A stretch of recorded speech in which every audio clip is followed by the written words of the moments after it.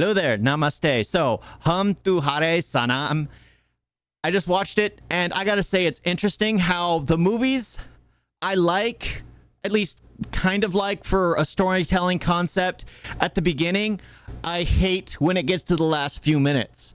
The movies I hate throughout, when it gets to the last few minutes, I like.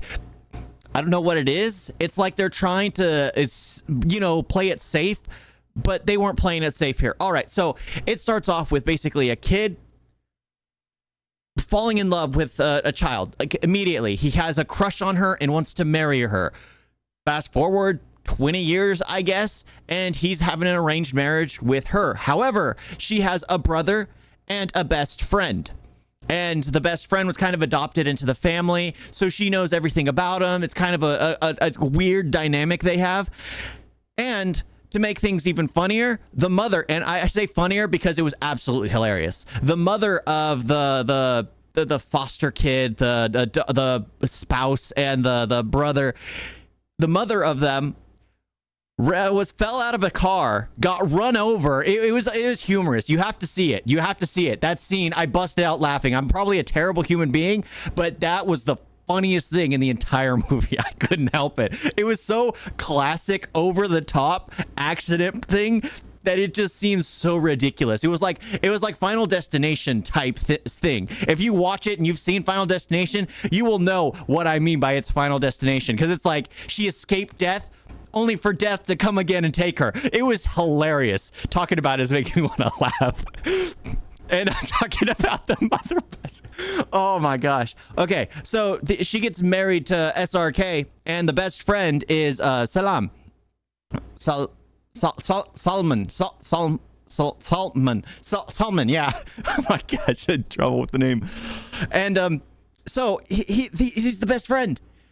And the funny thing is, she's always friendly with him. She's always close with him.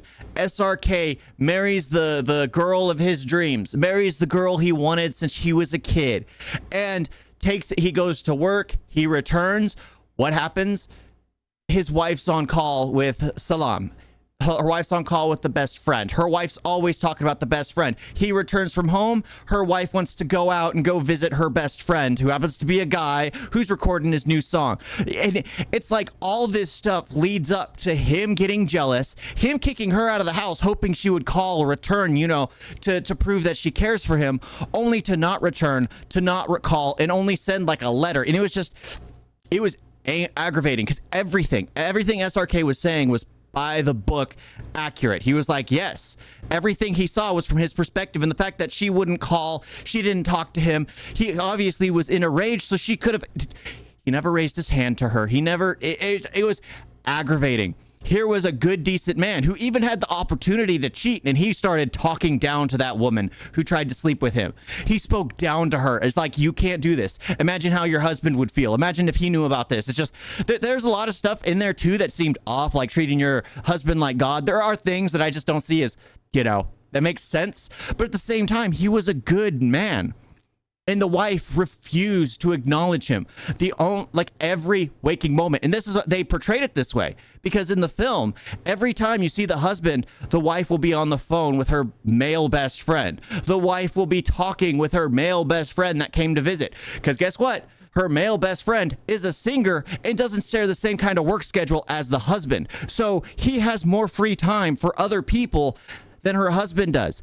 So she doesn't even know what her husband, like he brought it up, it was like, you don't even know what I like. Do I like coffee or tea? And it had been months. When he tried to go on the honeymoon, she was happy that her best friend was going to in that area too. So she wanted to rope them in. Everything involved her friends, her family, and he never got a moment alone with her. She never got a chance to get to know him, and she didn't want that chance. It was aggravating. So I liked it because it was going in defense of SRK. SRK was the victim. But guess what? At the very end of the movie, the last 20 minutes, the best friend's girlfriend shows up, happens to be blind, and talks about how, oh, I never had a problem with their relationship. It was never a big deal to me. Well, no duh. Your boyfriend is a singer. He has days on end where he has time to talk with you. It was just like, this makes no sense. This is apples and oranges. It's completely different. Oh my gosh.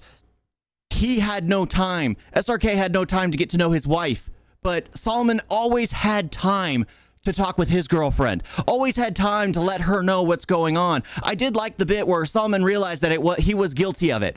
He never allowed SRK to understand their dynamic. He never stepped back a bit, but it was just aggravating when the blind chick showed up, and immediately I got angry. That was the moment where I felt like they were trying to turn this around to where the wife was the victim. No, she's the one that started this whole thing. It was aggravating. It was like, dude, why? Every single time you get to the very end of an Indian film and you'll either end up loving it or absolutely hating it. It really depends on what you felt in the beginning.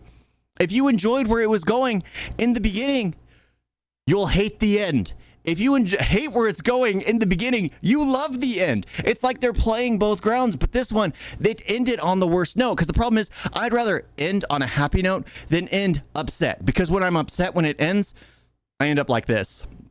Of course, the comedic, if you have a chance, look it up. It was absolutely hilarious. The fact that I just thought of like the Indiana Jones where the person dies and his feet go up in the air when he gets run over. That's how I felt when I saw it happen. It was comedic when the mother dies. That sounds awful, but it was just like, there was that scene, which was funny. There was the story, which was very heartfelt, very strong. You felt sorry for SRK. Only for them to make you feel like he was guilty? No, you don't make us feel sympathy for this character and then try to make us hate him at the end. That's not how it goes. I mean, you can't introduce characters which are good and then you don't do it with main characters. It's aggravating.